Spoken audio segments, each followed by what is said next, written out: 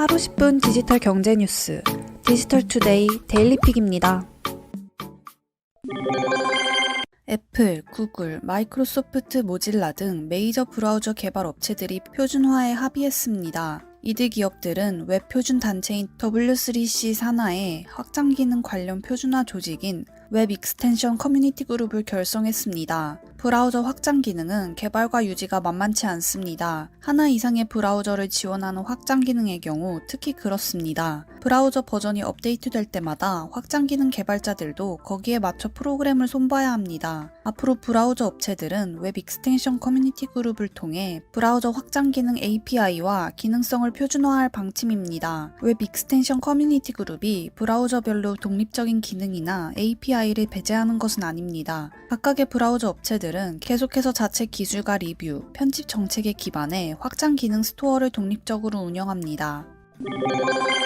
페이스북이 도널드 트럼프 전 미국 대통령의 계정을 2년 동안 폐쇄한다는 방침을 굳혔습니다. CNBC 등 외신에 따르면 페이스북은 지난 1월 잠정 폐쇄 조치한 트럼프 전 대통령 계정을 오는 2023년 1월까지 폐쇄 유지한다고 밝혔습니다. 만 2년간 그의 계정을 쓸 수 없도록 잠그는 것입니다. 또한 복원 후에도 트럼프 전 대통령이 공공안전을 심각히 위해하는 등 페이스북 컨텐츠 규정을 계속 위반할 경우 영구적인 계정 폐쇄로 대응할 수 있다고 경고했습니다.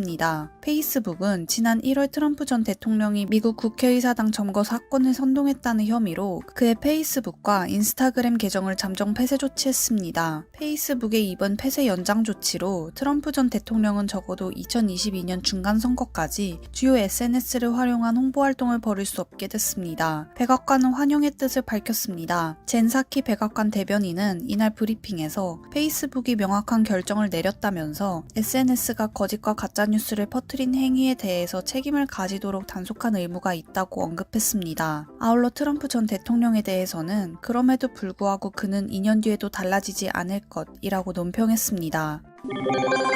구글은 그동안 검색과 같은 핵심 서비스는 독자적인 데이터 센터를 통해 운영해 왔는데 최근 들어 구글 클라우드로 옮기는 작업을 시행하고 있습니다.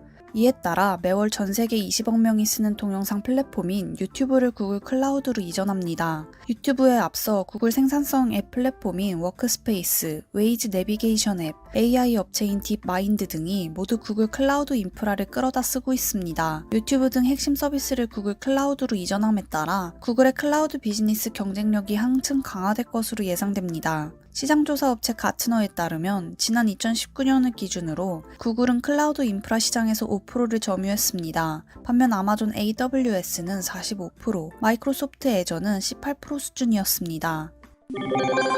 카카오뱅크가 2019년 3월 출시한 증권사 주식 계좌 개설 서비스를 통해 개설된 주식 계좌 수가 올해 5월 말 기준 400만 자를 넘어섰습니다. 서비스 첫 해인 2019년에는 9개월 만에 114만 계좌가 신규 개설됐고 2020년에는 300만 계좌, 그리고 올해에는 5개월 동안 117만 계좌가 새로 개설됐습니다. 한국투자증권을 첫 증권사로 시작한 카카오뱅크의 증권사 주식 계좌 개설 서비스는 2020년에는 NH투자증권과 KB증권으로 확대했습니다. 카카오뱅크 주식계좌 개설 서비스는 카카오뱅크 입출금 계좌 개설 시 입력한 정보를 바탕으로 주식계좌 개설 신청이 가능해 20에서 30대뿐만 아니라 전 연령층으로부터 호응을 받고 있습니다. 각 증권사들은 카카오뱅크를 통해 계좌를 개설할 경우 위탁거래 수수료 우대, 개설 축하금 지급 등 차별화된 고객 혜택을 제공하고 있습니다. 카카오뱅크 관계자는 고객들의 편의를 위해 주식계좌 개설 가능 증권사를 연내에 추가 확대할 예정이다라며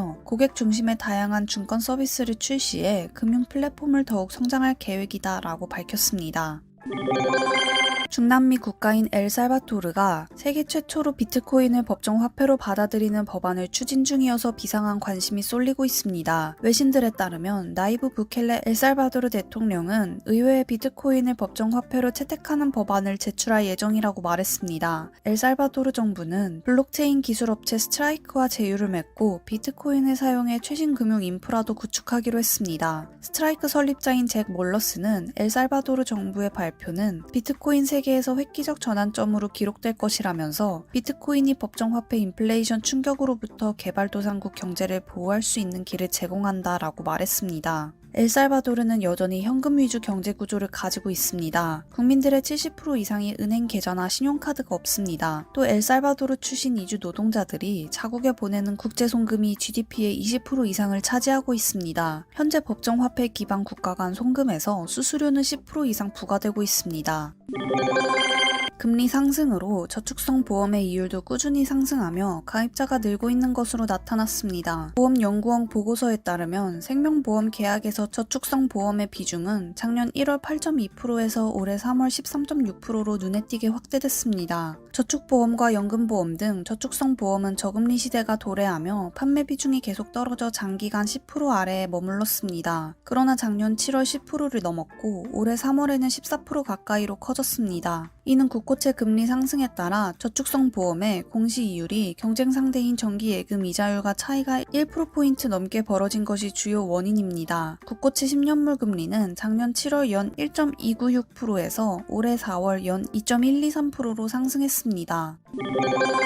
2021년도 국가공무원 7급 공개경쟁 채용시험 경쟁률이 평균 47.8대 1로 집계됐습니다. 인사혁신처는 지난달 24에서 27일 국가공무원 7급 공채시험 응시 원서를 접수한 결과 815명 선발에 총 38,947명이 지원했다고 밝혔습니다. 경쟁률은 지난해 46대 1보다 높아졌습니다. 직군별로는 행정직군이 604명 선발에 32,148명이 지원해 53.2대 1, 기술직군은 211명 선발에 6,799명이 지원해 32.2대 1의 경쟁률을 보였습니다. 지원자의 평균 연령은 29.4세로 지난해 30세보다 다소 낮아졌습니다. 지원자 중 여성은 52.5%로 지난해에 이어 과반을 넘었습니다. 처음으로 공직 적격성 평가가 도입되는 1차 필기시험은 7월 10일 전국 17개 시도 80여 개 시험장에서 실시됩니다. 필기시험 합격자 발표일은 8월 18일입니다.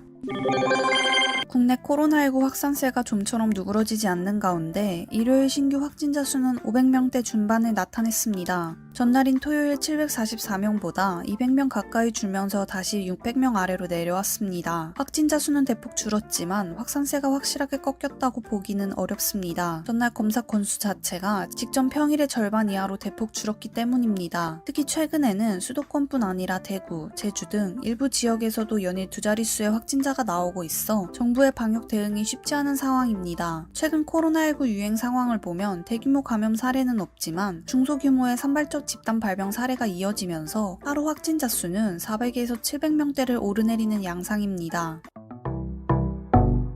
행복한 하루 디지털투데이였습니다.